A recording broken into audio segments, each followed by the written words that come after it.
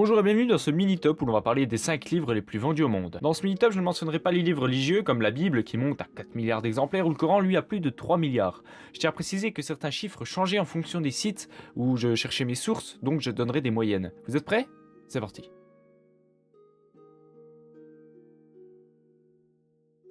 Ce n'est que le 5e livre de la liste mais on est déjà à plus de 123 millions d'exemplaires. Bon, pour ceux qui ne connaissent pas l'histoire, je vais la faire courte. C'est l'histoire d'un jeune hobbit qui a des pieds aussi poilus que ma chatte biscotte. Bref, donc Frodon Saga obtient de la part de son oncle, Bilbon, un anneau magique. Le vieux magicien Gandalf, drogué à l'herbe à pipe, le découvre et va à la rencontre de ce hobbit pour détruire l'anneau car le seigneur ténébreux Sauron veut récupérer ce bien, ce qui lui permettra de retrouver toute sa puissance. Pour ne pas que le grand méchant seigneur ne récupère l'anneau, Frodon et ses 8 compagnons, qui forment la communauté de l'anneau, entament un périlleux voyage. Petite anecdote, il aura fallu quand même 12 ans à Tolkien pour terminer son œuvre. Et si vous voulez un résumé pour chaque partie de la trilogie, je vous mets un lien dans la description.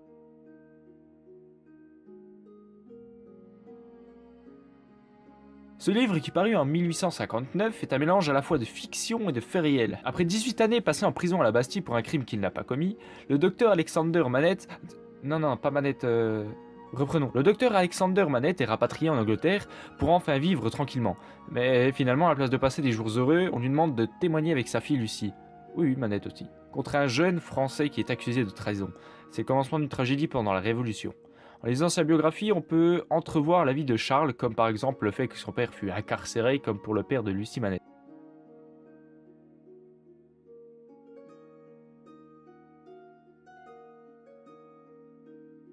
Je ne vais pas présenter la maman d'Harry Potter, je pense que tout le monde la connaît maintenant.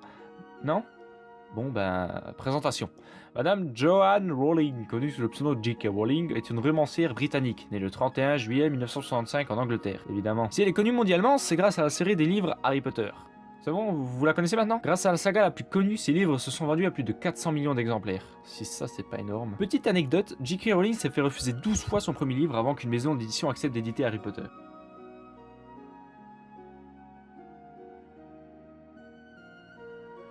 On arrive au numéro 2. Ce roman raconte l'histoire d'Alonso Quixano. Il adore les livres de chevaliers. Au bout d'un moment, il se prend pour un chevalier et il décide de se balader en Espagne avec son pote Sancho Panza. Il s'imagine des princesses, des châteaux et toutes les personnes qu'il croise le prennent pour un fou. On peut penser que Miguel était fou lui aussi car il essayait de faire passer son histoire fictive pour une histoire vraie. On passe au dernier.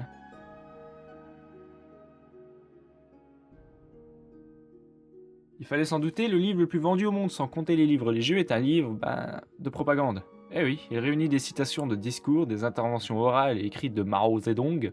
Je ferai une vidéo pour présenter Mao Zedong si ça vous intéresse.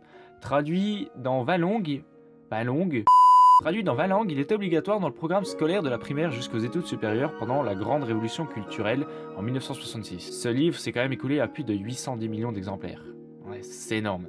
Voilà, ce meet-up est dès à présent terminé, j'espère qu'il vous aura plu. N'hésitez pas à me donner des thèmes dans l'espace commentaire de la vidéo, c'est fait pour ça. N'hésitez pas non plus à vous abonner, à partager mon contenu sur les réseaux sociaux, ça me ferait grandement plaisir.